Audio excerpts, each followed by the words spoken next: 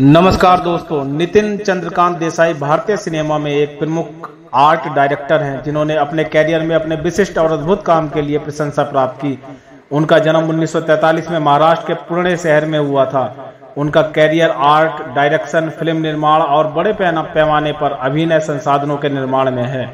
नितिन देसाई का पहला film career वर्ष 1975 में हुआ, जब उन्होंने फिल्म जवानी दीवानी में आर्ट डायरेक्शन की मेजबानी की।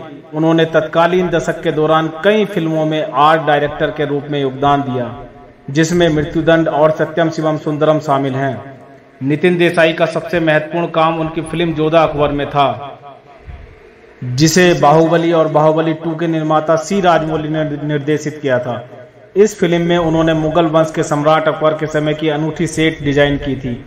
उनका योगदान उन्हें राष्ट्रीय फिल्म पुरस्कार के लिए भी सराहा गया।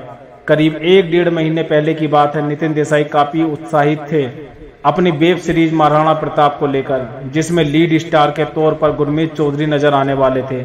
इस सीरीज को डिज्नी हॉट स्टार पर प्रसारित किया जाना था, जिसके करीब 30 एपिसोड की शूटिंग पूरी हो चुकी थी। Nitin Desai best art director थे। संजय लीला भंसाली की फिल्में हों या फिर आशुतोष गोवारिकर की, उन्होंने इन सभी के साथ बहुत ही शानदार काम किया था। नितिन देसाई ने अपने कैरियर में भारतीय सिनेमा में अपने नाम का एक प्रमुख स्थान दिया है। उनके योगदान और योग्यता के बारे में प्रशंसा पत्र और पुरस्कारों से सम्मानित होने पर वे अपने क्षेत्र में एक उदाहरण हैं। उनकी कला और उनके सम्मान के साथ वे भारतीय सिनेमा को नई ऊंचाइयों तक पहुंचाते रहे हैं। मशहूर आर्ट डायरेक्टर नितिन चंद्रकांत देसाई के सुसाइड की खबर सामने आते ही सिनेमा की दुनिया में सन्नाटा पसर गया। गोविंद निहलानी के धारावाहिक तमस में जुड़कर ऐतिहासिक कहानियों को फिल्माने की बारीकियां सीखने वाले नितिन देसाई ने धारावाहिक चाणक्य में कला निर्देशन का काम बीच से पकड़ा था। हिंदी सिनेमा के दर्शकों को उनका काम पहले विधु विनोद चोपड़ा की फिल्म 1942 से लव स्टोरी में भाया। इसके बाद लगान, स्वदेश और देवदास जैसी फिल्मों ने उनकी समय के हिसाब से सेट्स बनाने की कला का नाम देश दुनिया में मशहूर कर दिया। हालांकि हॉलीवुड फिल्म स्लमडॉग मिलियनेयर की मुंबई में हुई शूटिंग के लिए केबीसी के सेट भी उन्होंने ही बनाए थे। Nitin Desai mega budget films और टीवी सीरियल बनाते थे। Film maker, art designer, set designer व प्रोडक्शन डिजाइनर के रूप में दुनिया भर में फेमस थे।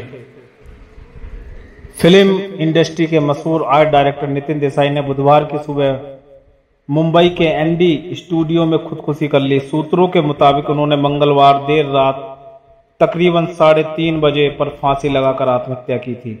नितिन ने इतना बड़ा कदम आर्थिक तंगी के चलते उठाया। नितिन देसाई की मौत से पूरे फिल्म इंडस्ट्री में शोक की लहर है।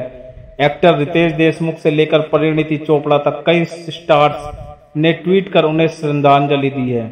नितिन देसाई के मौत के बाद कुछ नए खुलासे हुए हैं, जिन्हें जानकर आपके होश उड़ जाएंगे। नितिन देसाई ने एक कंपनी से 180 करोड़ का लोन लिया था। नितिन चंद्रकांत देसाई ने महाराष्ट्र सरकार से जमीन लेकर मुंबई से काफी दूर कर्जत में 50 एकड़ से अधिक भूमि पर एक विशालकाय स्टूडियो की स्थापना की।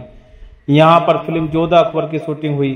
फिल्म का सेट उन्होंने हटाया नहीं और इसी में फेरबदल करके बाद में कई टेलीविजन धारावाहिकों की शूटिंग यहां पर चलती रही। लोन के लिए नितिन देसाई ने कुल 42 एकड़ जमीन गिरवी रखी थी।